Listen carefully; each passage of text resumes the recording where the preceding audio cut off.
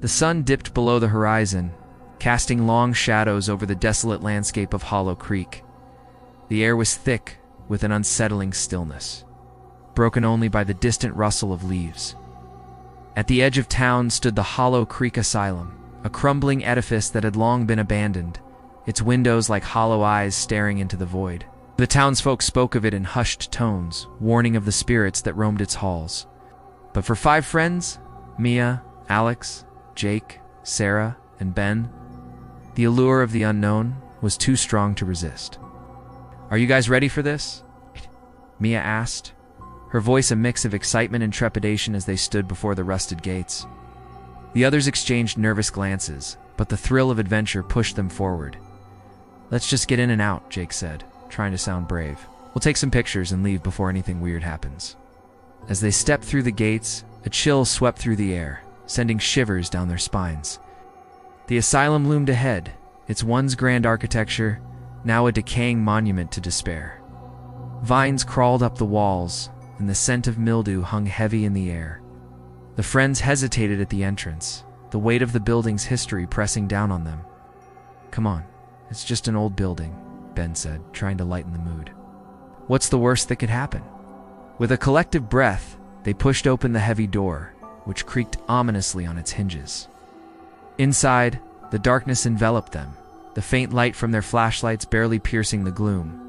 The air was stale, thick with the remnants of fear and sorrow that had seeped into the very walls. As they ventured deeper into the asylum, the atmosphere grew heavier. The peeling paint and shattered glass told stories of madness and despair, and the echoes of their footsteps seemed to awaken the spirits that lingered in the shadows. Mia felt a prickling sensation at the back of her neck, as if unseen eyes were watching them. "Did you hear that?" Sarah whispered, her voice trembling. The group fell silent, straining to listen. A faint whisper floated through the air, barely audible but unmistakable. It was a voice, soft and sorrowful, calling out from the depths of the asylum. "Let's keep moving," Alex urged, trying to mask his own unease.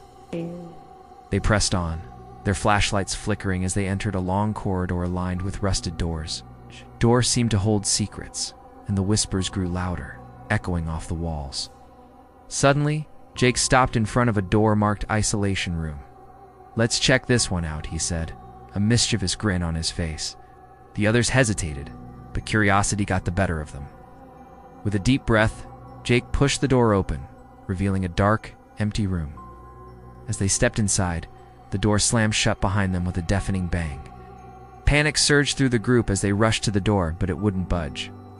"What the hell?" Ben shouted, pounding on the door. "Let us out," whispers intensified, swirling around them like a tempest.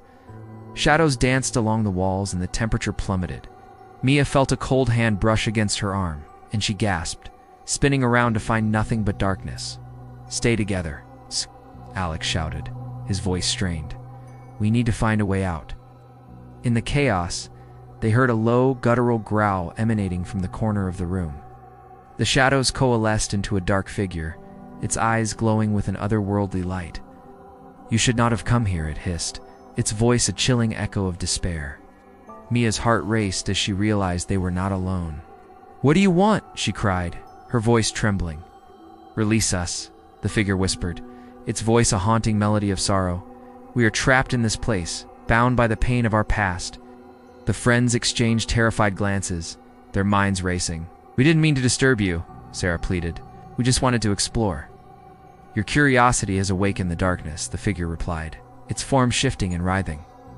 "You must confront the truth of this place to escape its grasp."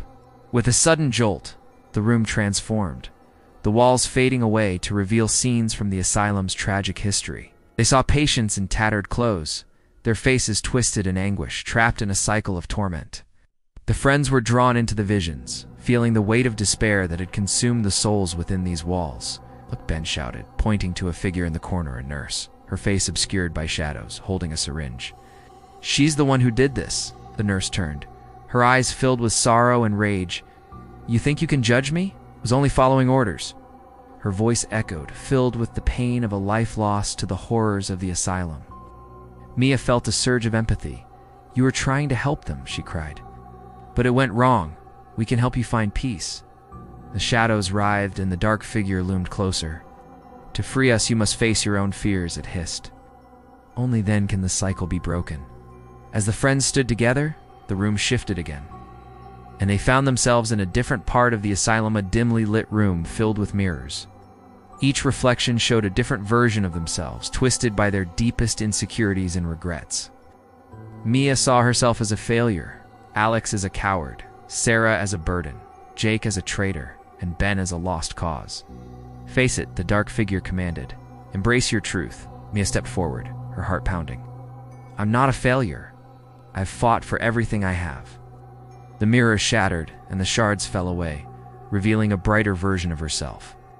One by one, the others followed suit, confronting their fears and shattering the illusions that bound them. With each broken reflection, the shadows weakened, their grip on the asylum loosening. But just as they thought they were free, the nurse lunged forward, her face twisted in rage. "You cannot escape. You will join us." In a desperate bid, Mia grabbed the remnants of the shattered mirrors and held them up. "We won't be trapped here. We choose to break the cycle." The mirrors glowed with a blinding light, illuminating the room and pushing back the darkness.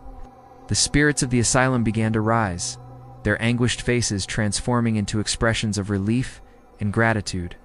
"Thank you," they whispered in unison, their voices harmonizing in a beautiful melody. "You have freed us." With a final surge of energy, the shadows dissipated, and the room returned to normal. The door creaked open, revealing the way out. The friends stumbled into the hallway, gasping for breath, their hearts racing with adrenaline.